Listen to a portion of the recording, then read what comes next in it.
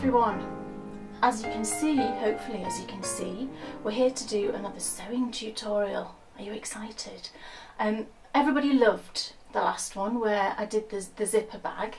So I thought it would be a good idea to do a little drawstring bag, and then you've got all the knowledge that you need to just make any bag that you could ever need, I think, with regards to knitting, or you know, toiletries or toys for your children or anything like that.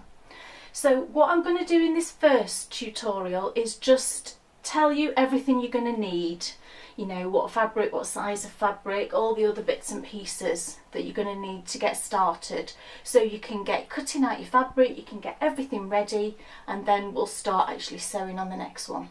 So let's just have a little whiz around and I'll show you what you're going to need.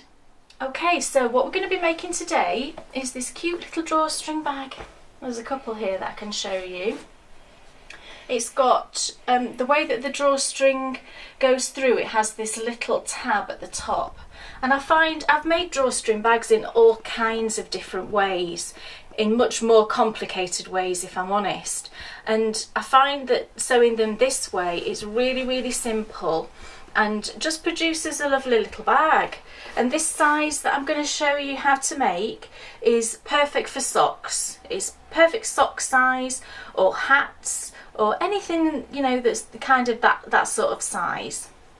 I use these mainly for socks, and I haven't lined it because, again, I like to be able to scrunch these up and just put them into your bag when you're out and about. And if you line them, it just makes them a bit more that they're permanently kind of that size, rather than being able to squish them down. So they're not lined, and that actually also makes the sewing of the thing much easier too. This is just a couple of styles. I've had this one for ages. You might have seen this on the podcast appearing from time to time. But then this one I've actually just sewn up for Dan. And I used, once again, I used a pair of his shorts. Hold on. There is no more. You've cut up a pair of my shorts? I have. As you can see, these cute little... Isn't it sweet? What am I going to wear? Well, they were torn, and actually I'd just managed to get a piece big enough out of each leg to make the bag. So, I mean, it worked really well. And because this is cotton that's been washed and washed, I can't think of how many years. Well, 10. 10 years? It's more, really... More, it's 12. So... Probably.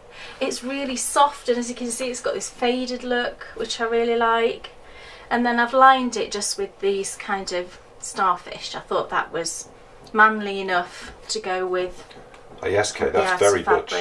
I don't really do manly fabrics. This was the most manly I could find. Do you think I'm bothered? And then a nice little blue ribbon. It's and beautiful. I think that's okay. It's beautiful. Yeah. So this is what we're going to be making today. So what you're going to need. I use templates to cut out my fabric, but you absolutely don't need to do that.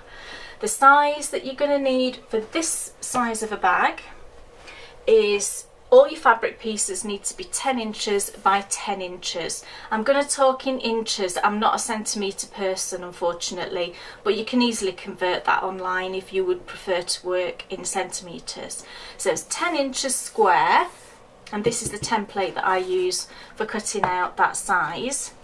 So I've got 2 lining pieces and 2 outer pieces.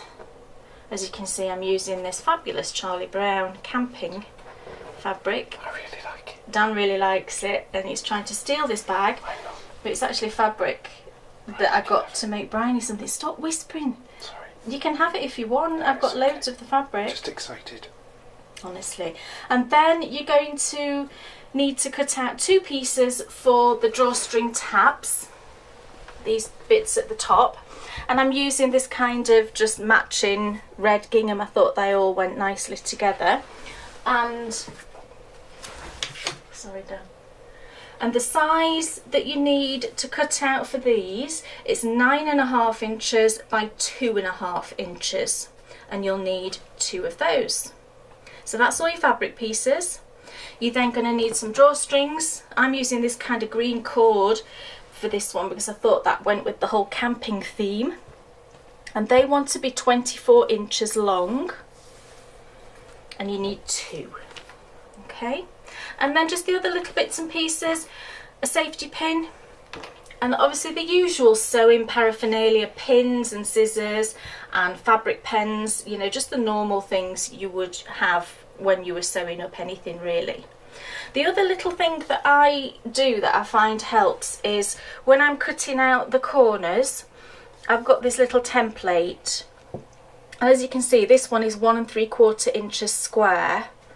You can box your corners really however big you want, but I've found through trial and error that that size of a corner works really well for this size of a bag. Obviously if you're making a bigger bag, then likely you'll need to box your corners a bit bigger. So if you want to just get, this is just thin card, you know, just cut out a little 1 3/4 inch template. That makes squaring off and cutting out your corners a lot easier. So that's everything you're going to need. So you can go away now and you can find some pretty fabrics, you can get them all cut out. These are being ironed as well, so you can cut out, you can iron, get everything ready, and then I will see you in part 2.